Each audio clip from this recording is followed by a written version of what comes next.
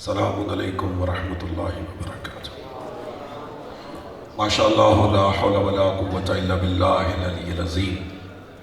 اعوذ باللہ من الشیطان اللعین الرجیم۔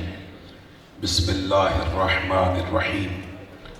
الحمد للہ الذی علا فی توحدہ ودنا فی تفردہ وجلا فی سلطانہ وعظم فی ارکانہ وقہر جمیع الخلق بقدرتہ وبرہانہ واحاط بکل شیء علم وہو فی مکانہ مجیدا لم یزل محمودا لا یزال باری المسموکات داحی المدحوات جبار الارضین والسماوات ولا اشتبہت علیہ الخفیات ولم یخف علیہ المکنونات قدوس سبوح رب الملائکۃ والروح رب الجنۃ والناس الصلاة والسلام والتحیۃ والکرام علی النبی الامی المکی المدنی العربی القرشی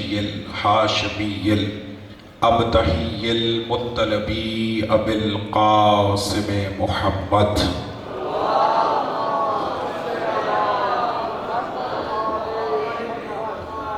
وعلى أهل بيته الطيبين الطاهرين المعصومين المنتجبين المنتخبين المظلومين المطهرين الذين أذهب الله عنهم الرجس وطهرهم تطهيرا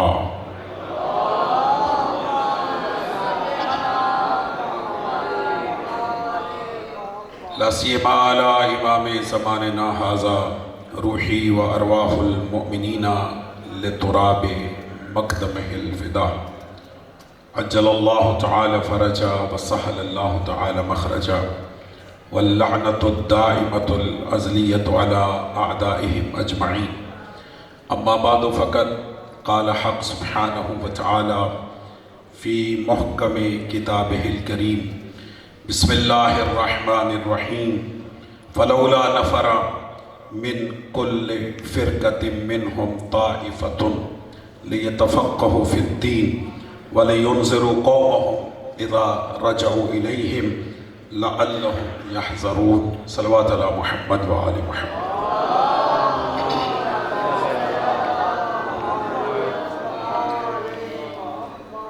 انتہائی قابل صد احترام حجت الاسلام والمسلمین السید حیدر کاظمی صاحب حفظہ اللہ، تمام علماء کرام، مدرسین، طلباء اعظام اور مومنین کی خدمت میں مرجع علی قدر کی طرف سے سلام پیش کرتا ہوں۔ آج یہ سالانہ محفل نور جو بسلسلہ ولادت باسعادت صاحب العصر والزمان ادارہ علوم اسلامیہ فیصل آباد میں منعقد ہو رہی ہے، میں اس مناسبت سے آپ کی خدمت میں ہدیہ تبریک پیش کرتا ہوں۔ وقت انتہائی مختصر ہے اور بہت سارے جملے ہیں جو میں آپ کی سماعتوں کی نظر کرنا چاہتا ہوں۔ آج روز جمعہ ہے اور ایام میں سے روز جمعہ منسوب ہیں امام صاحب عصر و زمان سے، اور روز جمعہ فرائض کی ادائیگی کے بعد بہترین عمل محمد و آل محمد پر کثرت سے درود کا پڑھنا ہے۔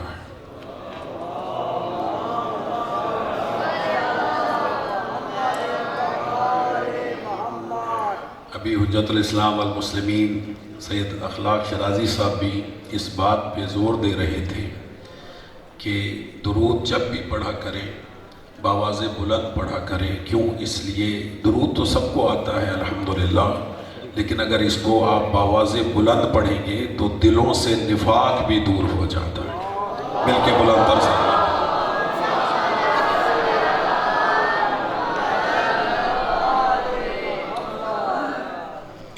عمل میں نے آپ کو بتایا روز جمعہ کا کہ یہ روز جمعہ سید الایام ہے اور یہ منسوب ہے ہمارے زمانے کے امام کے ساتھ، اور روز جمعہ بہترین عمل فرائض کی واجبات کی ادائیگی کے بعد محمد و آل محمد پر درود کا پڑھنا ہے۔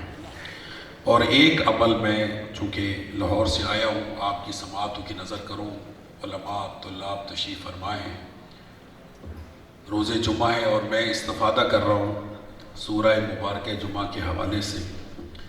سورہ مبارکہ جمعہ میں خلاق عالم نے ارشاد فرمایا، 9 نمبر آیت ہے سورہ جمعہ کی، یا ایھا الذین آمنوا اذا نودی للصلاۃ من یوم الجمعہ فاسعوا الی ذکر اللہ، کہ اے ایمان والو جب تمہیں روز جمعہ نماز کے لیے ندا دی جائے، آواز دی جائے، تو فاسعوا الی ذکر اللہ، تو اللہ کے ذکر کی طرف دوڑتے ہوئے چلے۔ توجہ ہے یا نہیں؟ یہ آج کے دن کے متعلق ہے جو میں جملہ ہدیہ کر رہا ہوں، یہ بڑی کام کی چیز ہے، اس کو ذہنوں میں محفوظ رکھیے گا۔ ایک مرتبہ سیدزادے کی آمد پر بلند ترین درود ہدیہ کر دیں تاکہ سید تشریف فرمائیں۔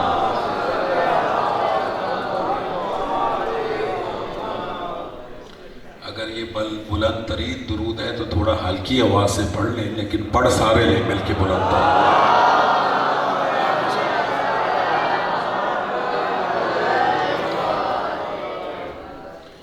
یہ جو میں کلمات ادا کر رہا ہوں ابھی، اس کو آپ تمام حضرات اپنے ذہنوں میں محفوظ رکھیے گا کہ آج کے دن کے متعلق خدا نے سورت نازل فرمائی ہے، یہ سورہ جمعہ کہتے ہیں، اور سورہ جمعہ کی 9 نمبر آیت میں خدا نے ارشاد فرمایا، یا ایھا الذین آمنوا اذا نودی للصلاۃ من یوم الجمعہ فاسعوا الی ذکر اللہ، کہ جب تمہیں روز جمعہ نماز کے لیے پکارا جائے، ندا دی جائے، تو فاسعوا الی ذکر اللہ، تو اللہ کے ذکر کی طرف دوڑتے چلے۔ توجہ چاہیے، خدا کے ذکر کی طرف دوڑے چلے۔ اب کہاں؟ جہاں جمعہ منعقد ہو رہا ہے، چاہے مسجد میں ہوں چاہے کسی کھلے میدان میں، اس مقام کی طرف دوڑے چلے آؤ۔ کس لیے؟ ذکر خدا کے لیے، ذکر الہی کے لیے۔ علماء لکھتے ہیں کہ اس آیت میں اللہ نے جو ذکر کا لفظ استعمال کیا ہے، اس سے مراد جمعہ کے دن نماز جمعہ کے 2 خطبے ہیں اور 2 رکعت نماز ہے۔ بھائی جان میری طرف متوجہ رہیں، بسم اللہ۔ میں نے کیا عرض کیا؟ کس سے مراد ہے؟ 9 نمبر آیت میں جو خدا نے کہا فاسعوا الی ذکر اللہ، اللہ کے ذکر کی طرف دوڑے چلے۔ یہ کون سا ذکر ہے؟ یہ نماز جمعہ ہے، اور نماز جمعہ 2 عمل ہیں، 2 خطبے اور 2 رکعت نماز۔ ٹھیک ہو گیا؟ اتنا آپ کے ذہنوں میں محفوظ ہے۔ جس کے لیے توجہات کا طلبگار وہ یہ، کیونکہ روز جمعہ ہے اس لیے میں یہ بات ہدیہ کر رہا ہوں، چونکہ محل اور موقع کی مناسبت سے جو بات کہی جائے وہ ذہن میں محفوظ رہتی۔ اگلی آیت میں یعنی 10 نمبر آیت میں سورہ جمعہ 28ویں سپارے میں خدا ارشاد فرماتا ہے، فَإِذَا قُضِيَتِ الصَّلَاةُ فَانْتَشِرُوا فِي الْأَرْضِ، جب نماز پڑھ چکو تو زمین میں بکھر جاؤ، زمین میں پھیل جاؤ۔ ایسا ہی یعنی فَإِذَا قُضِيَتِ الصَّلَاةُ فَانْتَشِرُوا فِي الْأَرْضِ وَابْتَغُوا مِنْ فَضْلِ اللَّهِ، اللہ کا فضل تلاش کرو۔ اور اگلی آیت کا ٹکڑا آپ سب میرے ساتھ دہرائیں گے، فَإِذَا قُضِيَتِ الصَّلَاةُ فَانْتَشِرُوا فِي الْأَرْضِ وَابْتَغُوا مِنْ فَضْلِ اللَّهِ وَاذْكُرُوا اللَّهَ كَثِيرًا لَعَلَّكُمْ تُفْلِحُونَ۔ تو جب تم نماز پڑھ کے زمین میں پھیل جاؤ، بکھر جاؤ، تو پھر اللہ کا مطالبہ صرف ذکر نہیں ہے، ذکر کثیر ہے۔ توجہ فرمائی آپ نے میرے عزیز طلاب، خصوصیت سے توجہ فرمائی۔ یعنی روز جمعہ دو طرح کے ذکر کا مطالبہ ہے، ایک ذکر کا مطالبہ ہے اور ایک ذکر کثیر کا مطالبہ ہے۔ جو ذکر کا مطالبہ ہے اس سے مراد نماز جمعہ ہے، اور جب تم نماز جمعہ ادا کر چکو، خدا کہتا ہے فانتشروا فی الارض، تو تم زمین میں پھیل جاؤ، بکھر جاؤ، اللہ کا فضل تلاش کرو۔ لیکن جب بکھرو اور اللہ کا فضل تلاش کرو تو خدا کہتا ہے پھر تم ذکر کثیر کرو۔ اللہ اکبر۔ روز جمعہ یہ آج کے دن دو طرح کے ذکر کا مطالبہ ہے خدا کی طرف سے، ایک ذکر کا اور ایک ذکر کثیر کا۔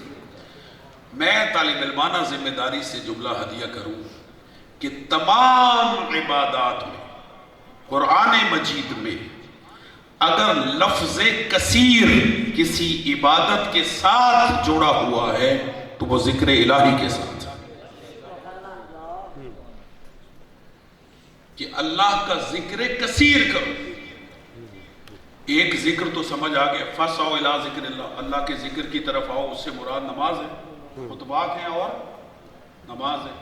لیکن جب نماز پڑھ کے زمین میں پھیل جاؤ، ابھی انشاءاللہ آپ جیسا کہ ابھی بھائی نے اعلان کیا کہ میرے خطاب کے بعد نماز جمعہ ہوگی، اور ظاہر ہے اس کے بعد آپ دوبارہ سے اس جشن نور میں شامل رہیں گے اور پھر بکھر جائیں گے۔ تو جب یہاں سے نکلیں گے، خدا کا مطالبہ ہے کہ زبانیں خاموش نہ ہوں بلکہ وہ ذکر کثیر کریں۔ یہ لفظ کثرت جو اللہ نے استعمال کیا ہے، یہ میرا اور آپ کا کثیر نہیں ہے، یہ اللہ کا کثیر ہے۔ جب ذکر کثیر کا مطالبہ ہے، توجہ کیجئے گا، میں زیادہ رک نہیں سکتا، وقت محدود ہے۔ کون سا ذکر کرے اور کتنا ذکر کرے کہ وہ ذکر کثیر بن جائے، اور اس آیت پہ روز جمعہ عمل ہو جائے کہ جو خدا کہتا ہے جب زمین میں پھیلو بکھرو تو ذکر کثیر کرو۔ توجہ ہے یا نہیں ہے؟ ہم محمد و آل محمد کے سپیکر ہیں۔ یہ جو سپیکر میرے سامنے لگا ہے یہ اپنے پاس سے کچھ نہیں بولتا، جو میں بول رہا ہوں یہ یہی آپ تک پہنچائے گا، اور یہی علماء اور طلباء کی ذمہ داری ہے کہ وہ آل محمد کے سپیکر بنے، جو وہ کہیں من و ان وہی پہنچائے۔ توجہ ہے یا نہیں؟ تو میں محمد و آل محمد علیہ السلام کی طرف سے سپیکر بن کر ان کا ارشاد گرامی آپ کی سماعتوں کی نظر کروں، اس کو توجہ سے سماعت فرمائیے گا۔ میرے اور آپ کے 11ویں امام، امام حسن عسکری علیہ السلام،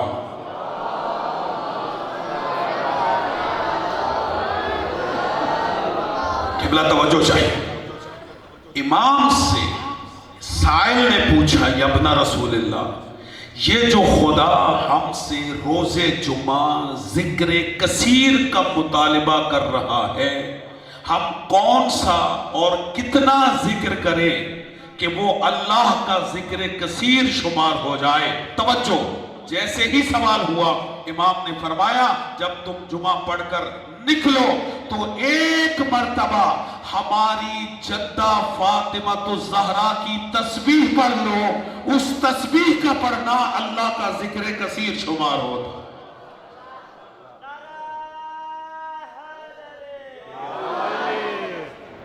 توجہ ہے یا نہیں؟ لہٰذا جب جمعہ پڑھ کے آپ نکلیں اور زمین میں پھیلیں، تسبیح ہاتھ میں ہو، 34 مرتبہ اللہ اکبر کا ورد کریں، 33 مرتبہ الحمدللہ پڑھیں اور 33 مرتبہ سبحان اللہ پڑھیں۔ یہ تسبیح سیدہ، یہ اللہ کا ذکر کثیر ہے۔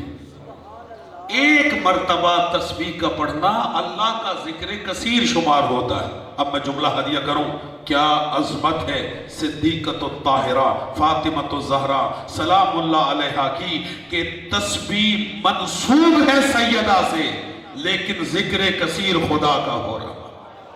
صلوات پڑھے عظمت زہرا پہ بلند۔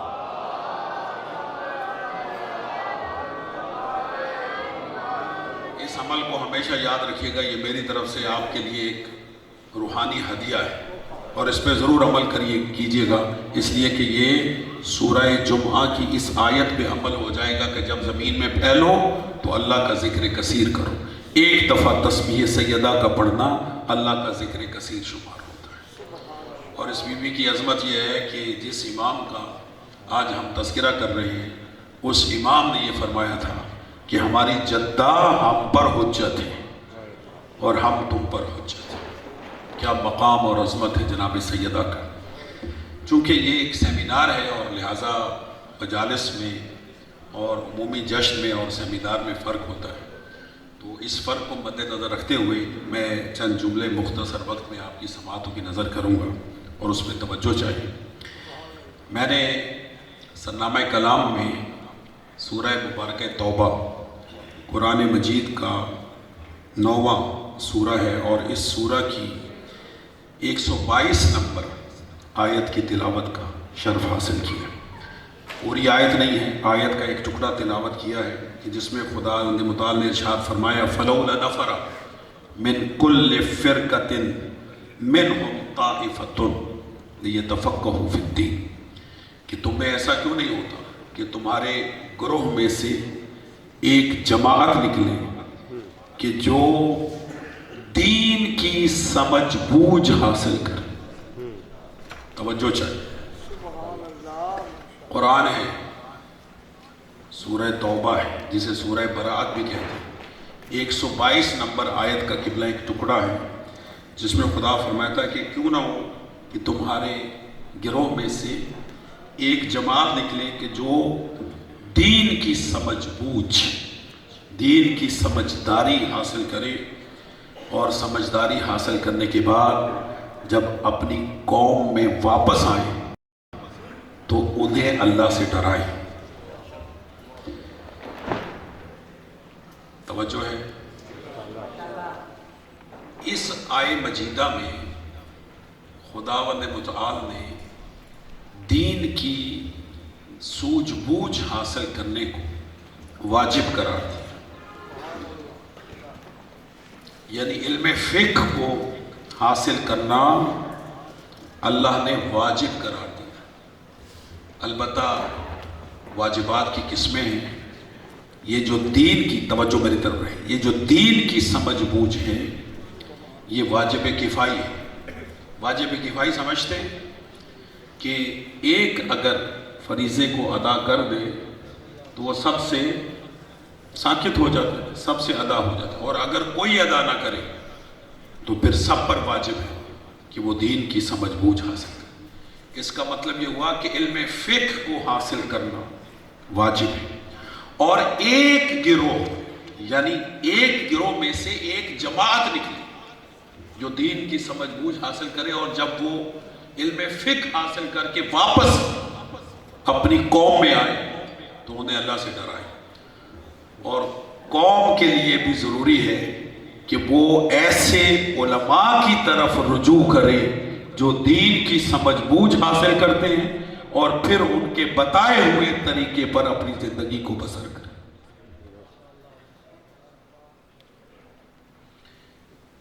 یہ آیے مجیدہ میں نے تلاوت کی، جو فقہ کی علماء کرام تشریف فرمائے سمجھ بوجھ حاصل کرے اور اس کا ماہر بن جائے اسے فقیہ کہتے ہیں۔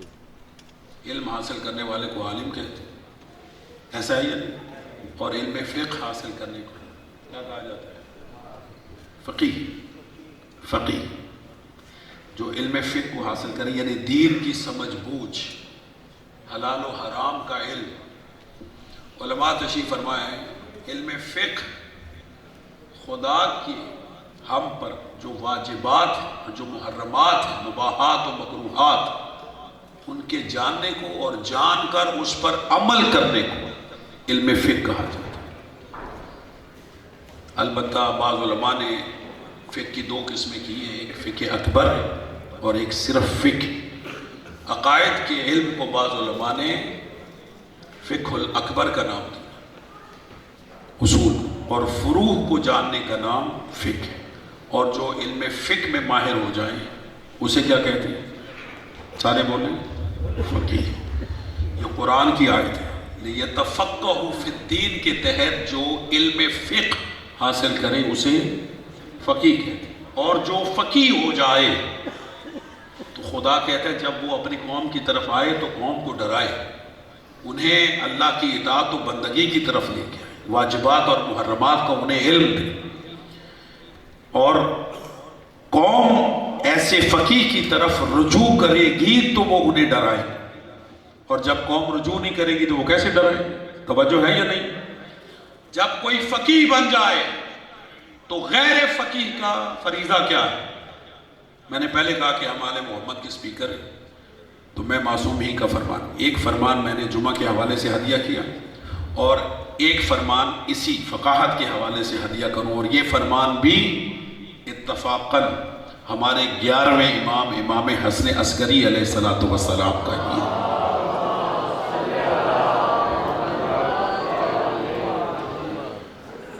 امام فرماتے من کانا من الفقہاء سائنا لنفسہ حافظا لدینہ مخالفا لہواہ مطیعا لامر مولاہ فللعوام ان یقلدوہ۔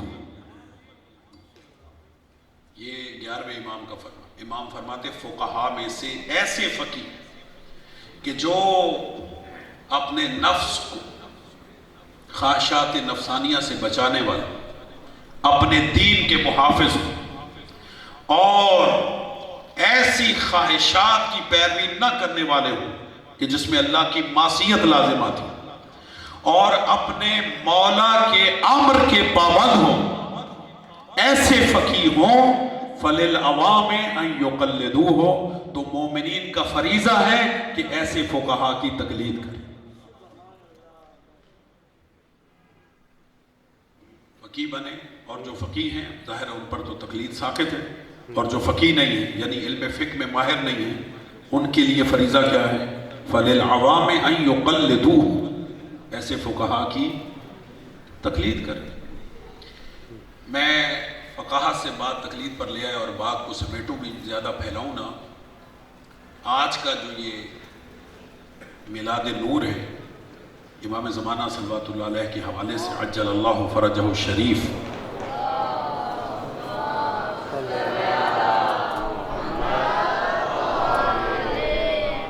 توجہ کیجئے گا، منعقد ہو رہا ہے۔ ہمارے جو ائمہ کا دور ہے، جو 11 ائمہ کا دور ہے، وہ 260 ہجری تک ہے۔ ظاہر ہے جو ہماری آنکھوں کے سامنے ائمہ موجود رہے ہیں، کتنے ہجری تک ہے؟ 200۔ یہ بات ہے، ہدیہ کر رہا ہوں، اس پہ توجہ کیجئے گا، یہ تلخیص ہدیہ کروں بہت ساری کتب کے مطالعے کے بعد۔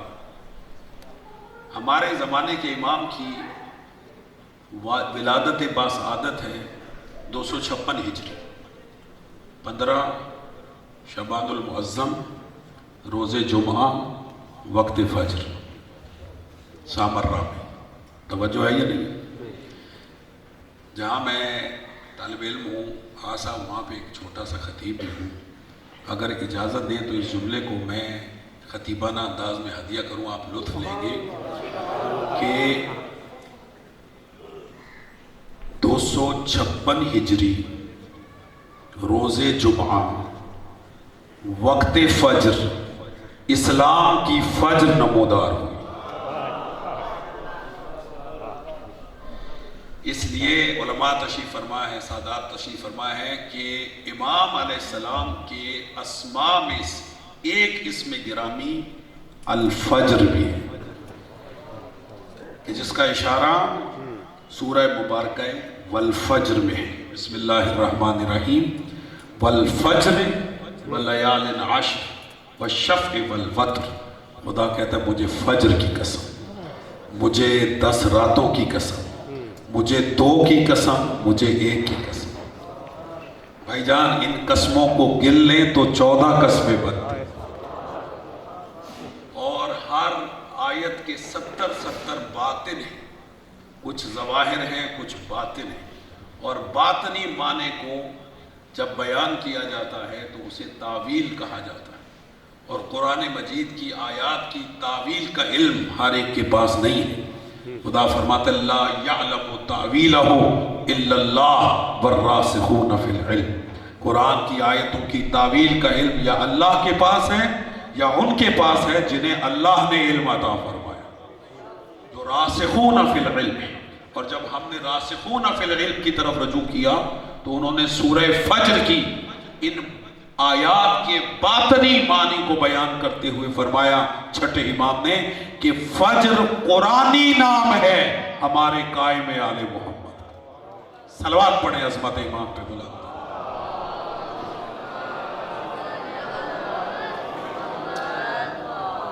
توجہ ہے یا نہیں؟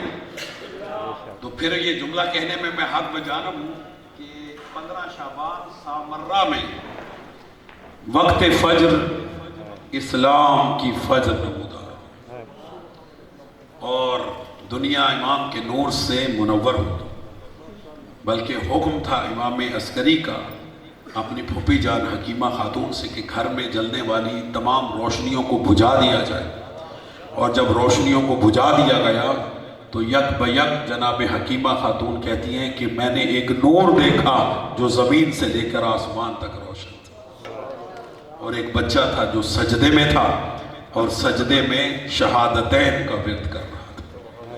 اور پھر قرآن کی سورہ مبارکہ قصص کی 5 نمبر آیت کی تلاوت فرمائی وَنُرِيدُ أَن نَّمُنَّ عَلَى الَّذِينَ اسْتَضْعِفُوا فِي الْأَرْضِ وَنَجْعَلَهُمْ أَئِمَّةً وَنَجْعَلَهُمُ الْوَارِثِينَ، خدا کہتا ہے ہم ضرور بالضرور احسان کریں گے ان پر کہ جنہیں زمین میں مستضعف بنا دیا گیا ہے کہ ہم انہیں امام بھی بنائیں گے اور زمین کا وارث بھی بنائیں گے۔ یہ امام علیہ السلام نے، ہمارے 12ویں امام نے آتے ہی اس آیت کی تلاوت کی اور اپنی حکومت کا اعلان بھی کر دیا کہ زمین کے وارث کون ہیں، کہ جنہیں اللہ نے امام بنایا، جو زمین میں مستضعفین ہیں۔ اس لیے میں کہا کرتا ہوں 15 شعبان المعظم کی تاریخ روز عید مستضعفین جہان ہے۔ ایک عید الفطر ہے، عید الاضحیٰ ہے، عید غدیر ہے، عید مباہلہ ہے، اور ایک عید مستضعفین جہان ہے۔ بہرحال چونکہ میرا موضوع الگ ہے تو میں یہاں سے جلدی سے آگے گزروں۔ امام کی ولادت کب ہوئی؟ 256 ہجری 255 عفواً 255 ہجری، اور پھر امام علیہ السلام کی جو غیبت صغریٰ کا دور ہے وہ 260 ہجری ہے۔ 260 ہجری ہی امام حسن عسکری علیہ السلام کی شہادت کا سال ہے، اور امام کی شہادت کے بعد ہمارے 12ویں امام پردہ غیبت میں چلے گئے، اور غیبت صغریٰ ہے۔ امام کی غیبت 2 طرح کی، ایک غیبت صغریٰ ہے اور ایک غیبت کبریٰ۔ جو غیبت صغریٰ ہے وہ 260 ہجری سے شروع ہوئی ہے اور کہاں تک گئی ہے؟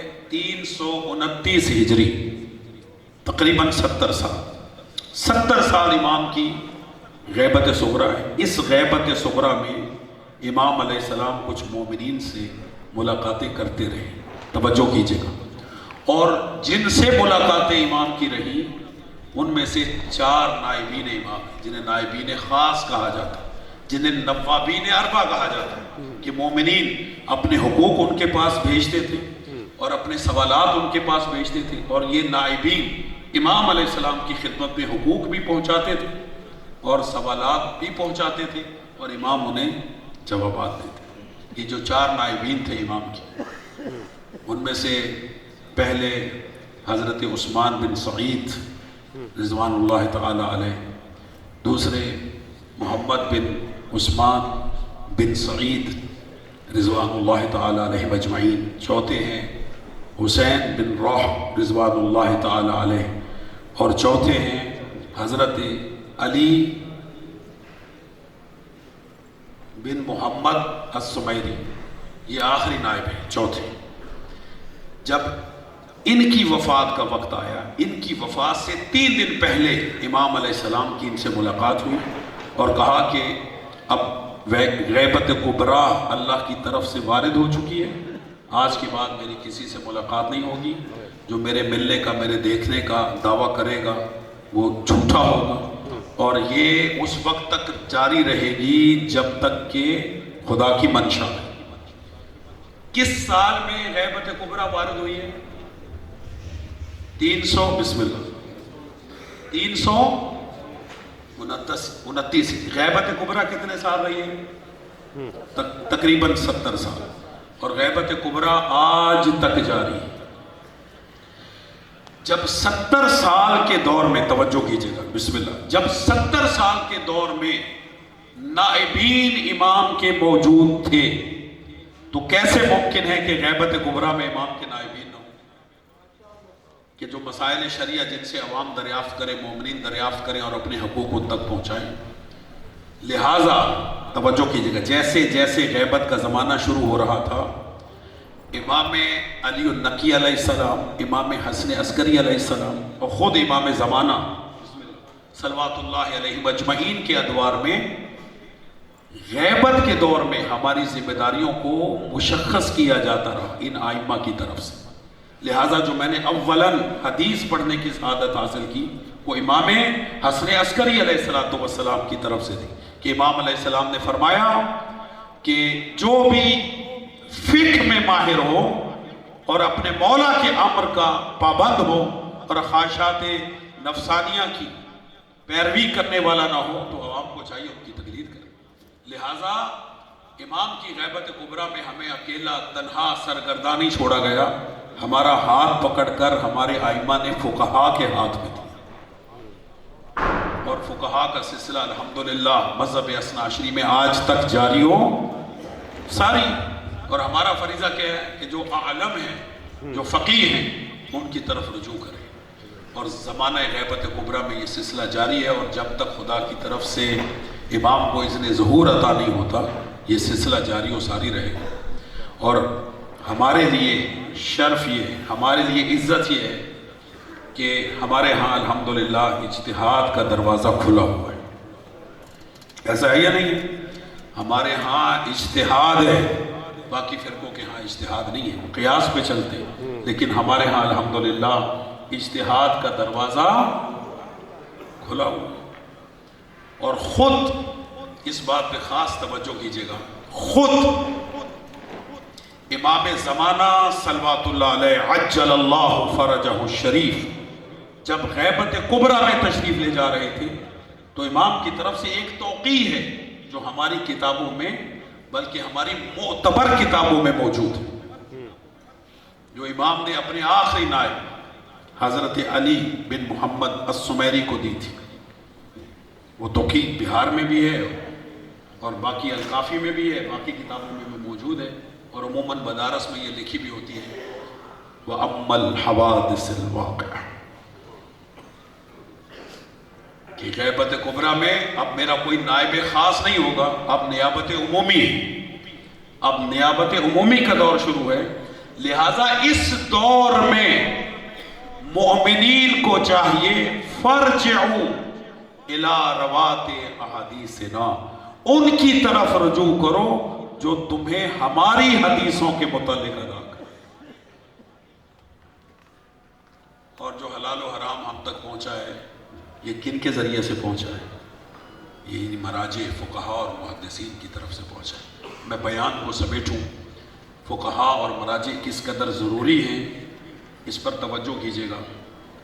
یہ ہم جو مراجع کی طرف رجوع کرتے ہیں، جنہیں مرجع کہا جاتا ہے، جن کی طرف ہم رجوع کرتے ہیں اپنے حلال و حرام فروعاتی مسائل کے لیے، وہ ہمیں مسائل شریعت سے آگاہ کرتے ہیں، استنباط کرتے ہیں، قرآن، سنت، اجماع اور دلیل عقلی کے ذریعے سے، جو اصول استنباط ہیں ان کے ذریعے سے وہ ہم پر ائمہ کے فرامین اور خدا و رسول کے فرامین ہی پہنچاتے ہیں، یا پھر دلیل عقل سے استنباط کر کے حکم شرعی ہم تک پہنچاتے ہیں۔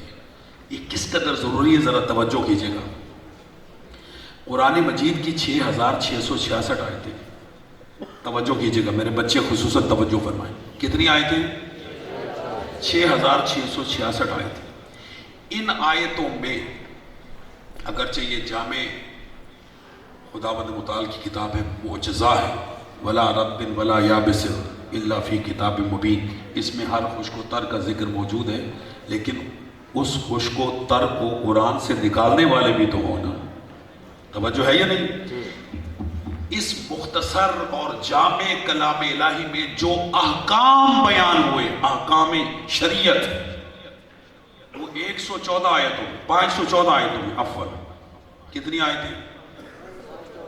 514 آیتوں میں فقط احکام شریعت بیان۔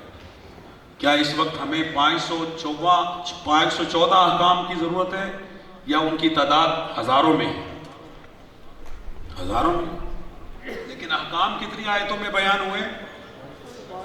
554 میں۔ اگلا جملہ کہو، اور جو احکام احادیث کی صورت میں ہم تک پہنچے، برادران اہل سنت کی جو صحائے ستہ، ان میں احکام کی تعداد 7000 ہے، اگر مقرر احادیث کو نکال دیا جائے۔ کتنی؟ 7000 رسول اللہ کی احادیث ایسے ہیں جس میں احکام بیان ہوئے۔ اور اگر ہم اپنے مسلک و مذہب کی بات کریں، کتب اربع اور باقی کتابوں میں مقرر احادیث کو نکال دیا جائے تو کم و بیش ان کی تعداد 14000 ہے۔ کتنی؟ 14000 احادیث اور فرامین ائمہ کی ارشادات کی روشنی میں ہم تک احکام آئے، اور آیات کی صورت میں کتنی آیتیں ہیں؟ 514۔ تو بتائیں یہ 14554 احکام ہیں یا ان کی تعداد ان سے بھی زیادہ ہے؟ لاکھوں میں ہے، لاکھوں میں۔ صرف ایک حکم بتاتا ہوں تاکہ آپ کو مرجعیت کی افادیت سمجھ میں آئے۔ آپ ان قرآن کی آیات میں دیکھیں، اللہم صلی علی محمد و آل محمد، آپ ان قرآن کی آیات کو دیکھیں اور احادیث کو دیکھیں جو ہماری کتب اربع میں ہیں، جن کی تعداد 14000 ہے۔ تکراری احادیثوں کو اگر نکال دیا جائے تو آپ کو کہیں تمباکو نوشی کا حکم نہیں ملے۔ یہ سگریٹ پیتے، سگریٹ، تمباکو نوشی، حقہ یا سگریٹ قرآن کی آیات میں نہیں ملے اور احادیث میں نہیں ملے۔ 14000 احادیثوں کو آپ چھان لیں، آپ کو یہ حکم نہیں ملے گا کہ آیا سگریٹ نوشی حلال ہے یا حرام ہے۔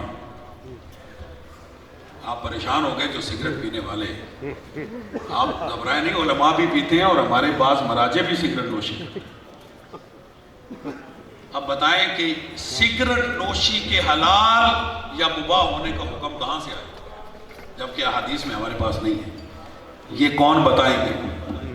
یہ فقہاء بتائیں، یہ مراجع بتائیں گے کہ جن کی طرف ہمیں رجوع کرنے کا حکم ہے۔ بس میں بیان کو سمیٹوں، فقہاء اور علماء اور مراجع کی تعداد الحمدللہ ہمارے ہاں بہت ہے، اور ان فقہاء میں سے کچھ مراجع نجف ہیں، کچھ مراجع قم ہیں جن کی طرف ہمیں رجوع کرنے کا حکم ہے، اور ان معروف مراجع میں حضرت آیت اللہ العظمہ سماحت سید سیستانی آیت اللہ العظمہ، سید علی خامنائی حفظہ اللہ، اور آیت اللہ العظمہ سماحت الشیخ بشیر حسین نجفی دامت ظلہ۔ ان فقہاء اور بھی فقہاء ہیں جن کی تعداد الحمدللہ دسیوں میں ہیں، لیکن میں پاکستان میں بات کر رہا ہوں، اور میں یہ ضرور بات کروں گا پاکستانی قوم بالعموم، بالخصوص پاکستانی قوم اور بالعموم بر صغیر کی قوم کو اللہ نے یہ شرف عطا فرمایا ہے کہ اللہ نے آپ کو آپ کی زبان میں مرجع عطا فرمایا، جس کا نام آیت اللہ العظمہ الشیخ بشیر حسین نجفی دامت ظلہ الوارف ہے۔ اللہ نے ہمیں یہ شرف عطا فرمایا ہے کہ پہلے مرجعیت ایران اور عراق کے ساتھ خاص تھی، لیکن مرجع اعظم 60 سال سے جوار امیر المومنین میں ہیں، اور انہوں نے بر صغیر کی عالمیت کا پرچم عرب کے سینے میں گاڑ کر بتایا کہ مرجعیت موروثی نہیں ہے، یہ کسی قوم کے ساتھ خاص نہیں ہے، جو محنت کرے گا اللہ اسے وہ مقام عطا فرمائے گا۔ اور پاکستانی قوم کو اللہ نے یہ شرف دیا ہے کہ ایک مرجع اللہ نے آپ کو آپ کی زبان میں عطا عالم ہے، مسلمہ مرجع ہے۔ لیکن میں آخری بات کہوں اور آپ کی زحمتوں کو تمام، اور اس پہ توجہ چاہیے، جو صفات باقی مراجع میں ہیں وہ آیت اللہ العظمہ حافظ صاحب میں بھی ہیں، عالمیت اس وقت حافظ صاحب کے گرد طواف کر رہی ہے. عالم مرجع ہیں، مرجع علی قدر آیت اللہ العظمیٰ حافظ بشیر حسین نجفی. ان تمام اعتبارات سے ہٹ کر ایک نسبت اور انہیں حاصل ہے جو باقی مراجع میں سے کسی کو حاصل نہیں ہے. آپ مجھ سے پوچھیں وہ کون سی ہے؟ اب میں اس پہ بھی قرآن مجید کی آیت سے استدلال کروں گا. سورہ مبارکہ ابراہیم میں خدا ارشاد فرماتا ہے وَمَا أَرْسَلْنَا مِن رَسُولٍ إِلَّا بِلِسَانِ قَوْمِهِ لِيُبَيِّنَ. خدا کہتا ہے میں نے جس نبی کو بھی بھیجا ہے اس نبی کو اس کی قوم کی زبان میں بھیجا تاکہ وہ احکام کو کھول کھول کر بیان کریں. جب اللہ نے انبیاء و مرسلین کے لیے یہ فضیلت رکھی ہے کہ انہیں اس کی قوم کی زبان میں بھیجا ہے تو اللہ نے ہمیں بھی یہ عزت عطا فرمائی ہے کہ اللہ نے مرجع ہمیں ہماری زبان میں عطا فرمایا تاکہ وہ احکام کو کھول کھول کے بیان کرے. دعا ہے پروردگار محمد و آل محمد کی عظمت و حرمت کا واسطہ ہمیں فقہاء مراجع سے رجوع کرنے اور ان کے علم سے استفادہ کرنے کی توفیق عطا فرمائے اور اپنے فروعی اعمال کو ان کے بتائے ہوئے فتاوے کے مطابق انجام دینے کی توفیق عطا فرمائے. تمام فقہاء علماء و مراجع کا سایہ ہمارے سروں پہ سلامت فرمائے. خداوند متعال اس مادر علمی کو تا قائم آل محمد قائم اور دائم رکھے اور فیصل آباد کے لیے ایک نعمت ہے علوم اسلامی کی یہ درسگاہ اور میں اہلیان فیصل آباد کے لیے دعا کرتا ہوں پروردگار ان علماء اور ان مدرسین سے رجوع کرنے کی توفیق عطا فرمائے اور حلال و حرام کو سمجھ کر پھر ان پر عمل پیرا ہونے کی توفیق عطا فرمائے. ہمارا شمار امام کے منتظرین میں فرمائے اور ہماری آنکھوں کو یوسف زہرا کی زیارت سے منور فرمائے. تیری بارگاہ میں دعا ہے پروردگار اپنی حجت آخر ولی عصر منتقم دم الحسین ہمارے آقا و مولا یوسف زہرا امام زمان علیہ السلام کے ظہور میں تعجیل فرمائے. آمین یا رب العالمین بحق طہ و یاسین بفضلک و رحمتک یا ارحم الراحمین وما علینا الا البلاغ المبین.